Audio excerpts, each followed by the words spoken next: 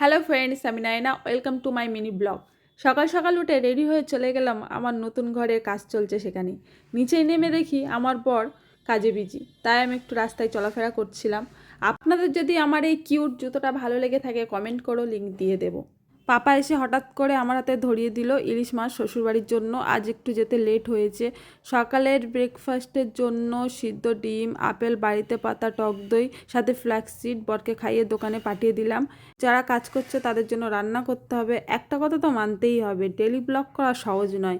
তারা যে কিভাবে বানায় বুঝতেই পারি না। এই রান্না করো, এক হাতে ফোন ধরো, আমার দ্বারা হয় না। সেই জন্য ভালোভাবে ক্লিপও নিতে পারি না, মনেই থাকে না যে এটা করছি, ভিডিও করে রাখি। রান্না বসিয়ে দিয়ে মিস্ত্রি কি কাজ করছে দেখতে চলে আসলাম।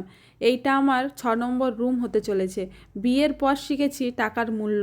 এতদিন পাপাকে বলতাম, জেদ করতাম, পেয়েও যেতাম। এটা দেখতাম না এর পিছনের পরিশ্রম।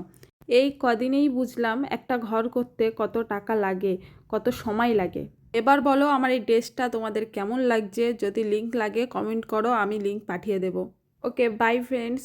আমার ব্লগটা এই পর্যন্ত শেষ। তোমাদের যদি ভালো লেগে থাকে আমাকে কমেন্ট করো, তাহলে আমি সাহস পাবো ব্লগ বানাতে। বাই।